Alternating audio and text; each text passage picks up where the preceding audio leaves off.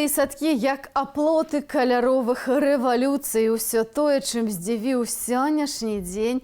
Пра гэта я распавяду сёння ў праграме «Белсад Зум». Я, Аліна Коўшык, вітаю і запрашаю. А сёння Александр Лукашенко узнагародзіў памочніцу пракурора Аліну Касьянчык за, увага, узорнае выкананне абавязкаў. Наколькі узорнае, яна прысудзіла па 2,5 гады зняволення нашым калежанкам Дар'і Шульцовай і Кацярыне Андреевай. Больш у нашым скароце навінаў. Ні матраца, ні падушкі. Галоўную рэдактарку інфармацыйнай кампаніі «Белапан» Ірыну Леўшыну утрымліваюць на акрэсце на жахлівых умовах. Акрамя яе, адвакаты наведалі ў ізалятары былога дырэктара агенцтва Дмітрыя Наважылава і бухгалтарку Кацярыну Боеву. Усіх трох прызналі палітычнымі вязнямі. Прынамсі, $1,5 мільярда до 2026 года. Столькі мае атрымаць Беларусь ад Еўразійскага банку развіцця. Установа зацвердзіла план інвестыцыяў у беларускую эканоміку, які мае дапамагчы Лукашэнку часткова скампенсаваць страты ад заходніх санкцыяў. Усё больш сачэння за беларусамі. Следчы камітэт трапіў у спіс органаў, якія без абмежаванняў атрымалі доступ да запісаў рэспубліканскай сістэмы маніторынгу грамадскай бяспекі. Сістэма аб'ядноўвае тысячы камераў па ўсёй краіне. Працуе на базе хмарнай платформы «Кіпот», створанай кампаніяй «Сінезіс». Фірма ўжо трапіла пад санкцыі Еўразвязу. БДУ не працягнуў кантракту гісторыку Ігару Кузняцову, які даследаваў сталінскія рэпрэсіі. Навуковец 23 гады выкладаў на факультэце міжнародных дачыненняў. Сярод працаўнікоў БДУ гісторык быў адным з найбольш цытаваных у сервісе Google Scholar Citations, што мела б пазітыўна ўплываць на рэйтынг выкладчыка. Навуковец папрасіў рэктара БДУ патлумачыць рашэнне універсітэту. Ці ў Беларусі сапраўды ёсць прыватная вайсковая кампанія, а за ёй стаіць самы блізкі супрацоўнік дыктатара. Ініцыятыва «Байпол» апублікавала новае расследаванне пра буйную прыватную вайсковую арганізацыю, якую збіраў асабіста Віктор Шэйман для працы на асабістыя інтарэсы Александра Лукашэнкі. 11 июня 2021 года диктатор принял отставку руководителя управделами Виктора Шеймана. Того самого, который вот уже 17 лет находится под персональными санкциями стран Запада в связи с причастностью к убийствам оппонентов Лукашенко. Того, кому диктатор доверял практически безоговорочно. С 2013 года и до своей отставки Шейман возглавлял управление делами президента Республики Беларусь.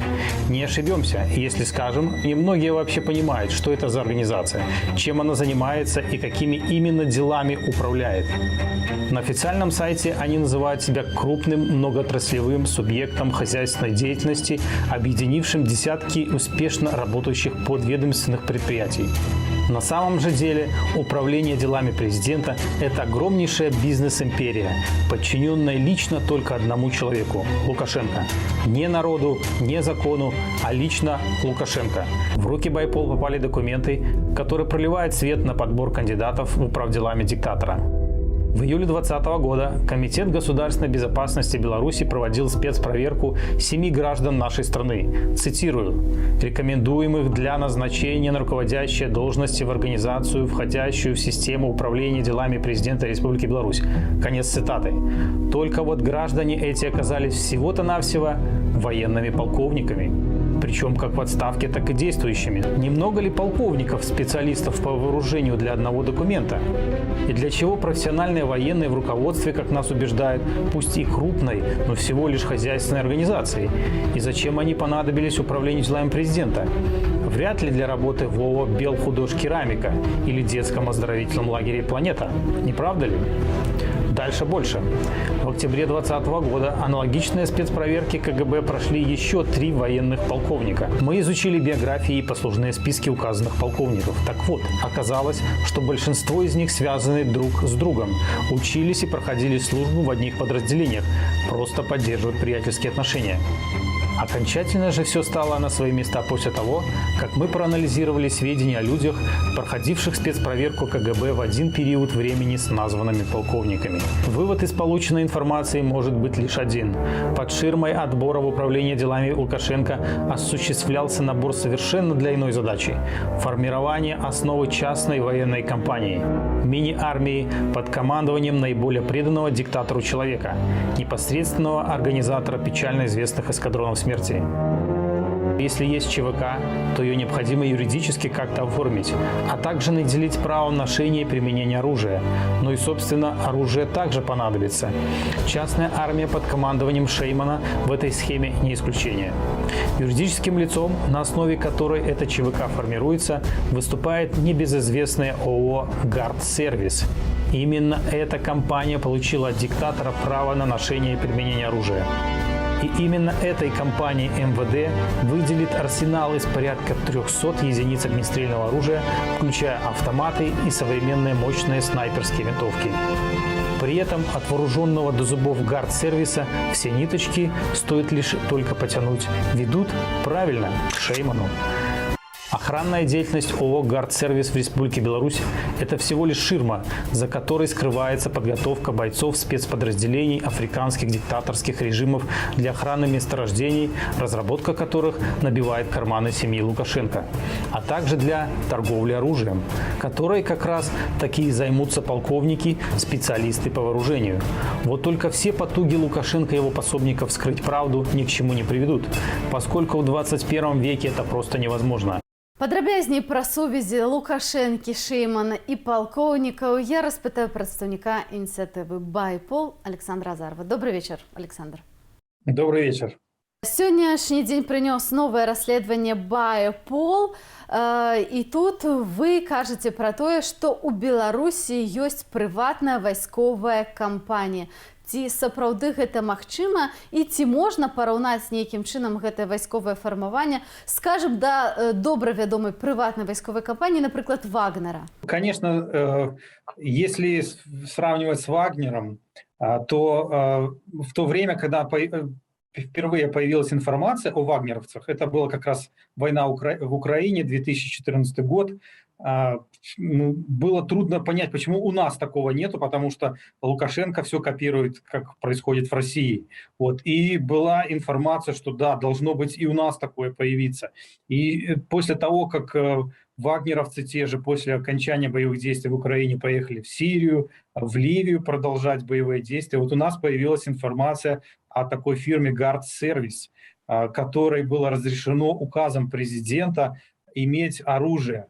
Вот. И в настоящий момент мы стали проводить расследование в этой связи и выявили, что Управление делами президента набирает полковников.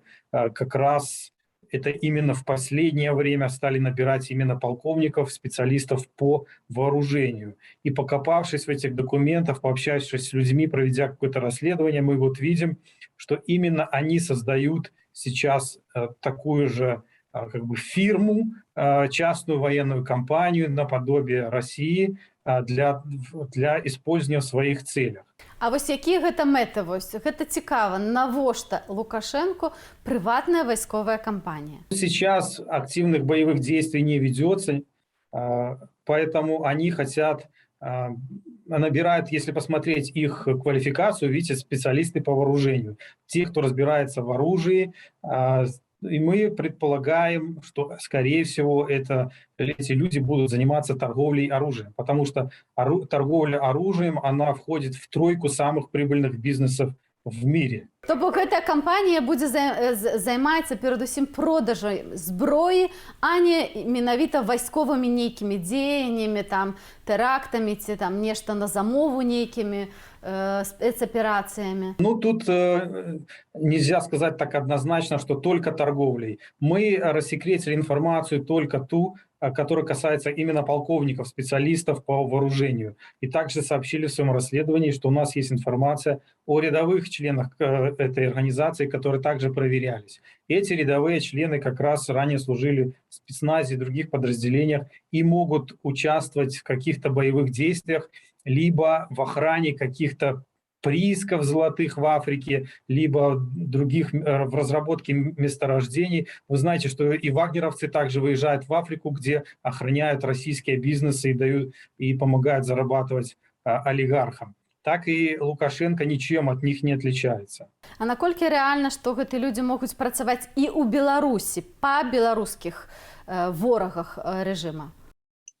Это очень реально, потому что если взять август 2020 года, в резиденции Лукашенко ночевали наемники. То есть он не был уверен в своей охране, службе безопасности президента. Он призвал наемников, и, скорее всего, это российские были наемники, которые были призваны его охранять. А в настоящий момент набираются такие же люди, которые за большие деньги будут делать все, что он прикажет.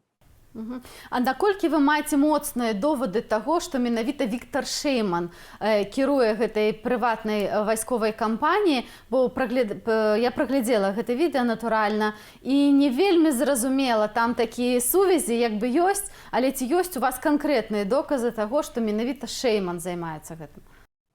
Ну, во-первых, он возглавлял управление делами президента, в которую эти люди как раз и набирались в эту организацию. Они проходили спецпроверки в КГБ именно к Шейману. И у нас есть информация о связях Шеймана с руководителями этого Guard-сервис, и непосредственно у нас там схема у нас выложена, она, конечно, там сложная, но из этой схемы выходит, что люди не просто так, а именно подбираются под Шеймана. И кроме того, мы общались с некоторыми нашими источниками, которые подтверждают, что именно Шейман занимается созданием этой частной военной компании. Он же как бы был уволен, да, вот в последнее время, и все задавались вопросом, как могли уволить такого преданного человека, который причастен к политическим убийствам 90-х годов, вот. Но он не уволен, он просто сейчас будет заниматься другими вопросами. И как раз его отстранение от этой должности говорит о том, что его поездки будут теперь засекречены. Если раньше он мог выезжать в служебные командировки, на которые оформлялись документы, и эти документы находятся в управлении делами президента, можно отследить, где он был, получал командировочные, маршрутные листы и так далее, то теперь, как частное лицо, он может разъезжать где угодно, и эту информацию никто не узнает. То есть это как раз сделано с этой целью, чтобы его деятельность была максимально засекречена. Хто може бути зацікавлений у паслугах гэтай прыватнай кампаніі вайсковай Александра Лукашэнкі, акрамя яго самого? Акрамя его самого я не вижу других людей. У нас нету таких самостоятельных олигархов, людей бизнеса, которые могут принимать какие-то самостоятельные решения и вести свою политику самостоятельно. У нас все олигархи связаны кровно с Лукашенко, и они выполняют только его указания, и весь бизнес направлен на зарабатывание денег лично для Лукашенко и его семьи. То есть только Лукашенко и его ближайший круг. Вы узгадывали тое, што гэтая кампанія будзе ў прыватнасці займацца гандлем зброі. Якую зброю і каму яна можа прадаваць? В Беларуси еще со времен СССР остались огромные склады. Яшчэ засталося, яшчэ не все не продали, так? Нет, конечно, все продается потихоньку, и все это рассчитано в основном на диктаторские режимы в Африке. Лукашенко в своей речи к Шейману даже упомянул африканские государства. То есть это не просто упоминание, это как раз прямое свидетельство того, что он будет этим заниматься именно в Африке. Там хватает режимов, которым нужно оружие. И если оно стоит огромных сумм денег, и для режима деньги сейчас очень важны для борьбы с собственным народом. Поэтому он Шеймана отпустил, как говорится, с секретным заданием. А ці тое, што сёння мы даведаліся, што амбасаду ў Зімбабве адчыняць Беларусі, гэта таксама можа быць звязана менавіта з гандлем зброяй. Як вы лічыце? Конечно, конечно, это прямое свидетельство. Он упомянул эту страну в своей речи, и такая информация у нас есть. Но я думаю, что это не только Зимбабве. Там можно продавать оружие очень большому количеству государств в этой Африке. Спрос есть. Там постоянно происходят вооруженные конфликты. Вот у них вооружение, у всех недостаточно. И почему бы и Лукашенко не использовать такую возможность, когда у нас склады завалены вооружением, которое нужно списывать и уничтожать уже по срокам давности. І апошняе пытанне. Калі взяць законы, якія, конечно, зараз у Беларусі не выконваюцца, але ці гэта законна мець такую прыватную вайсковую кампанію паводле таго, што напісана у Канстытуцыі, у іншых асноўных законах Беларусі? Ну, белорусские нормативные акты не предусматривают такой возможности. Но, как вы видите, любой указ Лукашенко становится выше любого закона. Пакуль ён можа рабіць што хоча, але ўсё ж такі ўсе гэтыя сведчанні вы збіраеце, каб потым гэтыя людзі панеслі пакаранне. Конечно, мы документируем все преступления режима, а также планируем запустить наш план перемога, когда будет сформированы структуры на местах и настанет подходящий момент. Поэтому скоро мы освободим свою страну. Записывайтесь в наш план. Дзякуй вялікі за размову. Прыватныя дзіцячыя садкі сталіся апорнымі пунктамі каляровай рэвалюцыі, заявіў прызначаны Лукашэнкам міністр адукацыі Ігор Карпенка. На педагагічным савеце Лукашенко сам асабіста заявіў, што школа не можа быць па-за палітыкай і ў чарговы раз абрынуўся на моладзь, якая едзе вучыцца за мяжу. Вопрос, который сегодня, как говорится, висит в воздухе: должна ли школа участвовать в политической жизни страны? Ответ однозначный. Школа не может быть вне политики. Вообще политики не бывает без школы. Но политика там должна быть только одна в школе – государственная. Часть нашей молодежи, получив образование здесь, стремится уехать за рубеж. Не все, но тенденция настораживает. Ведь те, кто уезжает, отрываются, это самое страшное, от своих корней. Хорошо, когда едут за новым опытом, знаниями, чтобы применить их на родине. И то, что надо внимательнее посмотреть,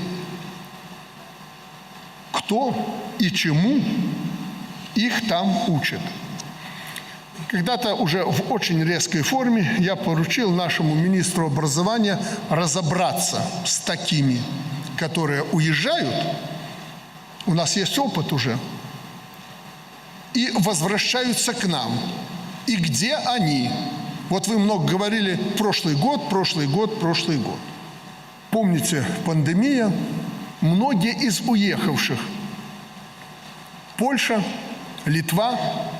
И как только заковидили, как только мозги, особенно там, на Западе, перевернулись, они наших ребят, как сейчас, гонят этих афганцев, иракцев, ливийцев, как фашисты перед собой на границу. Точно так они выставили ребят, которые поехали туда учиться, даже не по приглашению, они их позвали, чтобы их спасти от диктатуры. Они все выступили, ладно, против меня. Выборная кампания, никуда не денешься. Они выступили за разрушение собственного государства, которое только вчера их приняло на свою территорию от тех новых родителей, куда они ринулись. Я поручил министру образования посмотреть на такое обучение, потому что все 100% они во вред. Езжайте, учитесь, но вы, пожалуйста, там и оставайтесь, потому что там не столько обучают, им далеко до нашего образования, поверьте, далеко.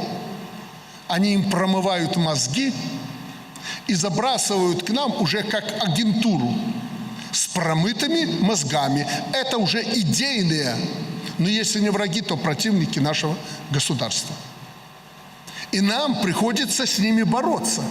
Пра стан беларускай адукацыі і школы я паразмаўляю сёння з былой настаўніцай, а цяпер эксперткай, якая працуе ў камандзе Светланы Ціхановскай і займаецца акурат пытаннямі школы. Вольга Павук. Вольга, добрый вечар. Вітаю. Якія вось вашыя першыя высновы пасля таго, як вы пачыталі, пачулі тое, пра што размаўлялі сёння на педагагічнай радзе? Ну, гэта было, па-першае, далёка ад педагагічнай рады. Гэта было наступнае такое пасланне ідэалагічнае, па-першае, і уся праца вось гэтай ідэалагічнай структуры, яна накіравана на тое, каб мы усе сказалі: «Бах!» Так, і вось пагрузілі гэта ўсё наше грамадства у спрэчкі ці ў абмеркаванні нейкія, якія, ну, мабыць, не дапамагаюць нам. Ну і на першы дзень яны добра справіліся сваёй работай. Першая рэакцыя вельмі бурная ў інтэрнэце. Мы зараз можам чытаць гэтую тэму ў розных людзей і вельмі шмат каментароў амаль пад кожным пастом. Ну, сапраўды, бо нікому ж не падабаецца, што школу хочуць ужо так цалкам перавесці ў прапагандысцкую машыну. Ці вы думаеце, што гэта рэальна в Беларусі, ці фактычна так ужо ёсць цяпер? Мы можам пабачыць, што гэта фактычна так і ёсць, але раней яны гэта нечым так прыкрывалі, не рабілі гэта настолькі нагла, а зараз яны ўжо сябе такімі рэчамі не абмяжоўваюць. Але першая рэакцыя ў мяне была вельмі эмацыянальнай, але зараз я разумею, што ўсё, што яны робяць, гэта маніпуляцыі. Па-першае, гэта маніпуляцыі, і ад нас саміх залежыць, як мы будзем рэагаваць і што мы далей будзем рабіць. Трэба супакоіцца, таму што з аднаго боку нічога новага не адбылося. Так? Наша школа ўжо даўно ідэалагічны інструмент, адукацыя даўно не стаіць там на першым месцы. І вось калі пачаліся гэтыя змены ў кодексе аб адукацыі, то мы пабачылі, што яны прямо так і кажуць, што мы будзем рабіць патрыятычнае выхаванне, на першае месца яго выцягваем, і для нас галоўнае, каб дзеці, напрыклад, ведалі гімн. Але ніхто не кажа ні пра матэматыку, ні пра фізіку, ні ўвогуле пра развіццё дзіцяці. І гэта ёсць праблема. Што цяпер рабіць бацькам, вось, калі мы сутыкаемся з чарговым вітком закручвання гаек, цяпер ужо в школе, як мы даведаліся, што цяпер нават прыватныя садкі і школы сталі апірышчам каляровай рэвалюцыі, што мяне, канешне, вельмі усміхнула сёння, бо хіба што больш бредовыя думкі цяжка выдумаць, так, яшчэ агучваць гэта на форуме публічным. Але тым не менш, вось што рабіць нам, бацькам? Ці ёсць нейкі шанец уратаваць мазгі нашых дзяцей перад гэтай прамыўкай, якую ім рыхтуе дыктатура? Ну, па-першае, на жаль, ужо страчана багата часу, і мы ўжо дайшлі да той кропкі, калі мы не ведаем, як нашы дзеянні, як бацькоў могуць быць успрынятыя як школай, так і ўладай мясцовай ці больш высокай. І сапраўды зараз ёсць багата страху у людзей, таму што мы бачым, што наша ўлада, яна звар'яцелая. Ты ніколі не ведаеш, што яны заўтра могуць прыдумаць. І ўсе гэтыя меры, такія як ваенрукі, ці там міліцыянеры ў школе, ці гэтыя замкі, якія яны ўсталявалі, якія могуць там неяк дыстанцыйна адкрывацца і закрывацца, гэта дадае страху бацькам, таму што ты заўтра можаш прыйти за дзіцёнкам у школу, а табе яго, напрыклад, не аддадуць. Ну, гэта ёсць такія вось думкі, так? Нема яшчэ ніякай падставы, але мы сабе ўжо наперад усё гэта прыдумляем, таму што не ведаеш, што чакаць. Што ў гэтай сітуацыі рабіць, канешне, гэта асабістая адказнасць. Ці згодныя вы з тым, каб ваше дзіцё адукоўвалі вось такім вось чынам, каб у першую чаргу яго не развівалі як асобу, каб яго вучылі крытычна мысліць, каб дзеці мелі права голасу ў гэтай школе? Ці вы хочаце, каб усё было добренька і ціханька? Але сённяшняя такая лінія паводзін бацькоў, калі яны не задаюць пытанняў ці не змагаюцца за дзяцей, не гарантуе ім абсалютна нічога. Таму у нас яшчэ няма, скажем так, нейкага сцэнару, як павінен весці сябе той ці іны бацька. І я яшчэ раз скажу, што гэта асабістая адказнасць. Вы вырашаеце, як вы хочаце, каб з вашымі дзецьмі паступалі ўнутры школы і за яе межамі. Але трэба старацца адсочваць тыя працэсы, якія праходзяць непасрэдна ў вашым класе. Трэба старацца наладзіць нейкае ўзаемадзеянне з настаўнікам, які вучыць вашых дзяцей. І трэба разумець, што і настаўнікі, і бацькі, у вас ёсць адна мэта, гэта адукаваныя, здаровыя, разумныя дзеці. І вас гэта павінна аб'ядноўваць. Але наша дзяржава, яна, канешне, працуе на тое, каб настаўнік бачыў ворага ў бацьках, а бацькі бачылі ворага ў настаўніках. Гэта і ёсць аснова вось гэтай сістэмы, функцыянавання гэтай сістэмы. Таму вы павінны проста быць дарослымі і размаўляць адзін з адным, размаўляць з настаўнікам і думаць, як у вашым канкрэтным класе вы можаце пазбегнуць нейкіх адмоўных непажаданых прыкладаў патрыятычнага выхавання. То бок, ваша думка пра тое, што насамрэч тое, што вось загадаў Лукашенко на гэтай педагагічнай радзе, не заўсёды можа так дакладна выконвацца на месцах, калі будзе пэўны кансэнсус паміж бацькамі і дзецьмі. Ці вось нейкія дадатковыя кружкі, ці нейкая дадатковая адукацыя, дзе дзеці змогуць вывучаць асновы права ці правоў чалавека, альбо таксама беларускую мову, культуру, можа стаць для нас нейкай альтэрнатывай і шляхом для бацькоў, які хочуць выконваць і выхоўваць сваіх дзяцей вось менавіта ў духу свабоды і правоў чалавека.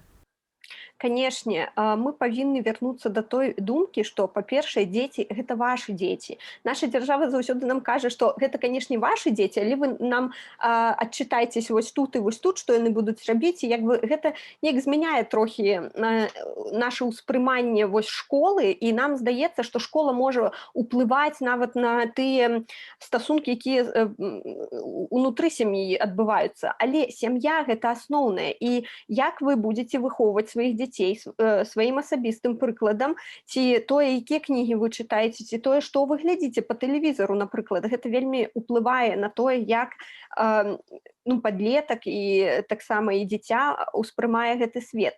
І, канешне, да сённяшняга дня існуе вельмі багата адукацыйных ініцыятыў, якія знаходзяцца пакуль што яшчэ ўнутры краіны ў Беларусі, часцей за ўсё, канешне, гэта гарады, але таксама ёсць у інтэрнэце вельмі багата розных ініцыятыў, курсаў ці нейкіх колаў па інтарэсах, і вы павінны проста быць актыўнымі ў тым, каб знаходзіць іх. І я заўсёды кажу, што ў інтэрнэце ёсць і наш офіс па адукацыі Светланы Ціхановскай, ёсць і настаўнік Бай, ёсць і дошка Бай, ёсць таксама чаты бацькоў і настаўнікаў Беларусі. І гэта ўсё ініцыятывы, якія адзін ад адной не залежаць, але яны ёсць. І калі у вас ёсць такі запрос пра тое, што вы хочаце ратаваць свайго дзіцёнка дома, свайго вучня адукоўваць, так, развіваць яго мыслі, паказваць яму нейкую розніцу, які свет вялікі, як там бывае ў такіх і ўсякіх краінах, то вы можаце, конечно, гэта рабіць, і вы павінны гэта рабіць, так? І калі нашы дзеці будуць іншымі, то яны таксама будуць змяняць і самі гэтую сістэму адукацыі. Дзякуй вам вялікі за гэтую размову, а нашым гледачам яшчэ раз нагадаем, што за нас, нашых дзяцей, ніхто не выхавае. Сёння ва ўкраіне адзначаюць 30-ю гадавіну незалежнасці. З нагоды юбілею Владзімір Зеленскі падпісаў указ, паводле якога пачатак дзяржаўнасці ўкраіны будзе адзначацца ў дзень хрышчэння Русі. Прэзідэнт падкрэсліў, што ў 91-м годзе Украіна проста аднавіла сваю незалежнасць. Святкавалі сёння кіеўскія беларусы. На маршы абаронцаў сфармавалася калонна з беларускімі сцягамі. Падрабязней пра урачыстасці наша карэспандэнтка Марына Ступак. В рамках празднования 30-й годовщины независимости по всей Украине проходит около 150 мероприятий. Празднование длятся с 22 по 24 августа. Приехали в Украину в честь этого также около 30 делегаций из разных стран и международной организации. В Киеве же День независимости отметили военным парадом. Традиционно он прошел в центре города, на главной улице Крещатик. На параде было 3 колонны: пешая, механизированная и воздушная. В нем приняли участие более 5000 военных, а также самолеты, летательных аппаратов было 100. Пролетал над Киевом также самый большой самолет в мире «Мрия». И 400 единиц оружия и техники показали также на параде. Кроме того, после парада военного на Днепре прошел и речной с участием катеров, десанта и морской авиации. Украинцев поздравил президент, выступая на параде. Во время прямой трансляции он расплакался. Відзначаємо 30-ту річницю проголошення незалежності України. Адзначаем 30-е ўгодкі абвяшчэння незалежнасці ўкраіны, 30-ю гадавіну яе здабыцця. А на мой погляд, больш справядліва сказаць, аднаўлення. Также после официального парада в центре Киева прошел и марш защитников Украины, в котором приняли участие ветераны войны на Донбассе и их семьи, а также родственники погибших на востоке Украины. Люди, которые пришли посмотреть на парад, стали на одно колено и скандировали «Дякуємо», что значит «спасибо». Дякуємо! Дякуємо! Дякуємо! Чоловік, батько, 2 прекрасних доньок. Гэта мой муж, тата 2 цудоўных дачок, якія ёсць дастойным працягам свайго бацькі. Чалавек, які быў настаўнікам, чалавек, які быў праваахоўнікам, чалавек, які стаў жаўнерам, калі ўзнікла патрэба стаць на абарону Украіны. Ён так любіў жыццё і так не любіў смутак. Ён памёр ад рану ў шпіталі ў 2016 годзе. Быў учасником Майдана і Я быў удзельнікам Майдану ў 2014 годзе. Я моцна паранены ў 93-й брыгадзе. Я за вольную нашу Украину. Я ее люблю, шаную. И у меня дети такие самые. Кроме того, День независимости в Украине отмечает и белорусская диаспора. Так, в честь праздника белорусы в историческом центре Киева организовывают концерт с участием белорусских исполнителей.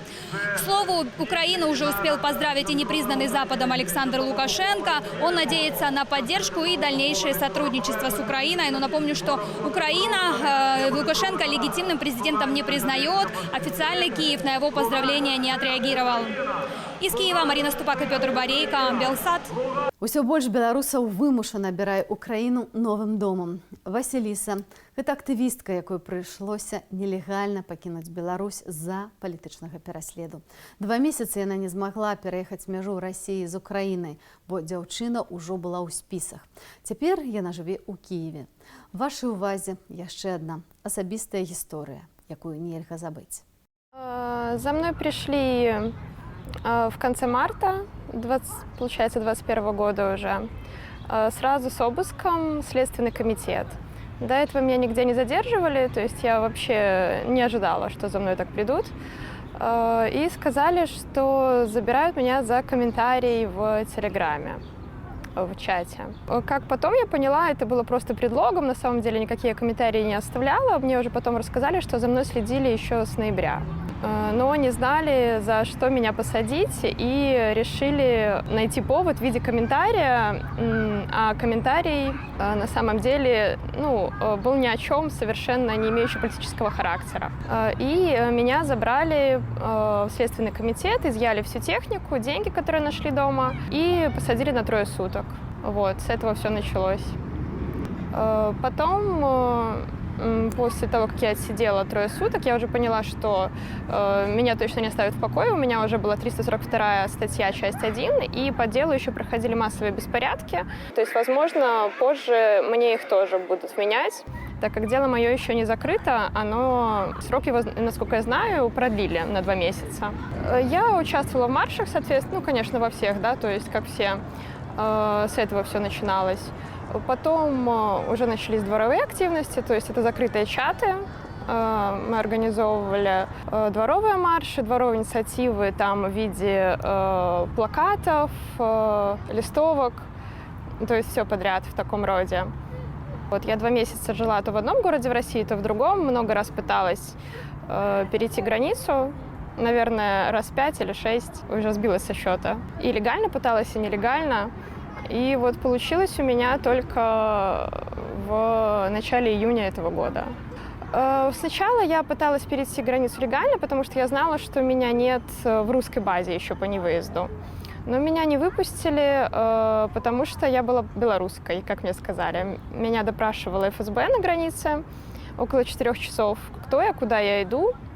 Вот, они звонили в Беларусь, но там не взяли трубку. Вот, поэтому они не знали, что я не выездная, но не пустили меня, и потом подошли и сказали ко мне, что мы тебя не выпустили только потому, что у тебя белорусский паспорт. И есть указание не пускать белорусов. Вот, но, насколько я знаю, сейчас уже белорусов выпускают нормально, то есть мне тогда так не повезло. Потом, когда я в следующий раз пыталась перейти границу уже в другом месте, я уже была в базе по невыезду, соответственно, меня не пустили уже из-за этого. Ну и много раз пыталась нелегально, несколько раз меня обманывали на деньги, то есть проводники. С документами на самом деле все сложно, к сожалению. Чтобы легализоваться, нужно собрать документы. Мне помог здесь местный правозащитный центр бесплатно. То есть они собрали мне весь пакет, но пока мы это все собирали, оказалось, что миграционная служба не работает. Вот, они не принимают, и в результате я и зависла здесь на неопределенный срок, пока они не заработают. Плюс у меня еще пока что нет визы. Визу желательно получать, когда ты уже легализован в стране. Оно этого стоило в любом случае, потому что я прошла большой путь, да, это было сложно. Я не сдалась, и я здесь в результате. У всех обычно это получается гораздо быстрее. На самом деле это просто мне так не повезло, что я долго не могла выбраться. Но это лучше, чем отсидеть. Вот мне грозило 4 года, плюс еще за массовые беспорядки, допустим, там лет 6. Вот, так что я ни о чем не жалею. Конечно, скучаю по дому, по семье, по мужу. Но я думаю, что все будет в порядке, что скоро мы встретимся. Я верю в то, что я делала. У меня возникли сомнения, наверное, в первые сутки на Крестина, когда я сидела, что, возможно, не стоило этого делать, но это было буквально там полчаса раздумий, и все-таки я решила, что я ни о чем не жалею и не буду жалеть. Я делала это, не просто так. Я верю в то, что наша страна должна быть свободной, наши люди должны быть свободны, что наши дети не должны бояться ходить на улицу и не должны бояться, что их родители не вернутся домой. Улады ліквідуюць адну з найстарэйшых творчых арганізацый Саюз беларускіх пісьменнікаў. Сёння ў Верховным судзе адбылося апытанне ў парадку рыхтавання справы да разбору. Працэс пачалі на патрабаванне Міністэрства юстыцыі. Грамадскае аб'яднанне атрымала папярэджанне ад Мін'юсту праз ненаданне дакументаў, што засталіся ў апечатаным офісе. Нагадаю, што офіс апечаталі пасля ператрусу, які 14 ліпеня праводзіў следчы камітэт. Тады ў арганізацыі забралі тэхніку і носьбіты інфармацыі. Пра тое, што адбываецца вакол Беларускага саюзу пісьменнікаў, мы пагутарылі з пісьменнікам і перакладчыкам Андрэем Хадановічам. Апошнія гады ў Беларусі суіснавалі ў паралельных вымярэннях два саюзы пісьменнікаў. Гэта не лічачы маёй любімай арганізацыі беларускага пэн-цэнтру. Адзін створаны, дакладней другі недаўня, створаны рэжымам як кішэнная такая паслухмяная арганізацыя, а незалежны саюз беларускіх пісьменнікаў, арганізацыя найстарэйшая творчая арганізацыя з шматлікімі дзесяцігоддзямі традыцый. Яна сягае савецкіх часоў і нібыта нясе на сабе сталінскае савецкае таўро, савецкай паслухмянасці. Але разам з тым саюз пісьменнікаў гуртаваў у сабе найлепшыя літаратурныя творчыя сілы. Гэта Купала і Колас, гэта народныя пісьменнікі і народныя паэты, якія ўсе, у прынцыпе, уваходзілі менавіта ў саюз беларускіх пісьменнікаў. Таму што тут казаць, гэта галоўная літаратурная арганізацыя, галоўны творчы саюз у Беларусі. Зразумела, што ліквідацыя такога саюзу, такой арганізацыі, гэта адна з праяваў гуманітарнай катастрофы, якая адбываецца ў Беларусі апошняга году і апошніх месяцаў, апошніх тыдняў. Такая самая праява, як ліквідацыя беларускага пэн-цэнтру. Звар'яцелы рэжым як бы знішчае ўсё незалежнае. Цяпер на праявах, бачыце, арганізацыі трэцяга сектару. Пісьменнікі, як і журналісты, як і адвакаты, як і праваабаронцы выявіліся нязручнымі гэтай уладзе. Таму як бы спрабуюць ліквідаваць. Іншая рэч, ці можна ліквідаваць пісьменнікаў, ці можна ліквідаваць творчасць, ці можна ліквідаваць натхненне, літаратурную актыўнасць. Зразумела, не. Улада як бы выштурхоўвае творчыя сілы на яшчэ большы маргінез. То бок, ніхто не перастане пісаць з пісьменнікаў, ніхто не перастане выдаваць кнігі, выдаваць часопісы, рабіць літаратурныя падзеі. Просто ўсё гэта выпіхваецца глыбока ў партызанскі рух, у партызанскую дзейнасць. Наш калега, вядоўца Белсату, палітвязень Владзімір Мацкевіч перадаў вестку на волю. Адказваючы з-за кратаў на ліст Deutsche Welle, філосаф зазначыў, што рэжым пераследуе ўсё, што нясе прагрэс. Свой арышт ён назваў чаканым і дадаў, што яго падставай стала дум злачынства. тэрмін ужыты Орвелам. Тым часам за кратамі ўжо 282 дні застаюцца таксама нашыя калежанкі Кацярына Андрэева і Дар'я Шульцова. Памятаем і падтрымліваем кожнага палітзняволенага.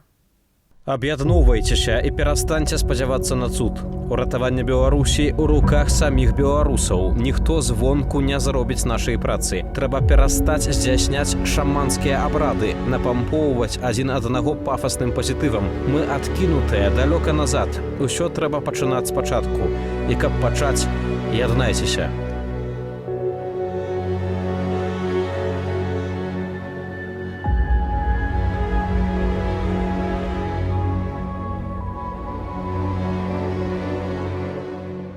Всього добрага і да сустрэчы ў Белсат Зум заўтра.